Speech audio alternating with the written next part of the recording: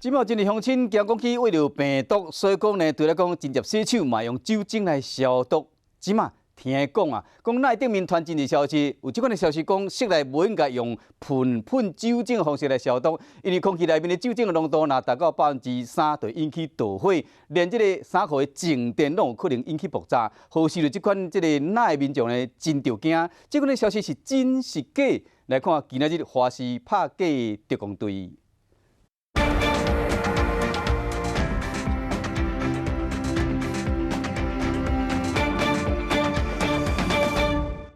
武汉肺炎疫情升温，民众用75帕的酒精来防疫，但是来流传这款的信息。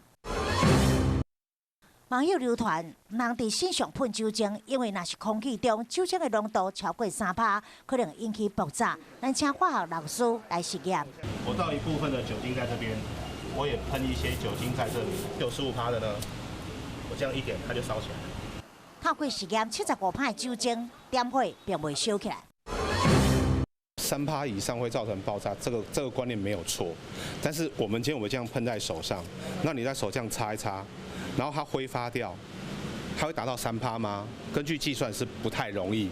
化学老师举例，一般5片空间中体积就算甲一罐500毫75帕的酒精，全部拢喷完，酒精浓度只会达到0.32%，较低的引火浓度3%，根本是袂爆炸。衫裤的静电拢有可能引起爆炸，敢有影？如果我今天点火都不会烧，静电就一定不会烧，因为静电的温度基本上它会比火来的低。那我直接用打火机点，或者比如说我点个香或点个烟，那个火的温度一定比你静电的温度来得高。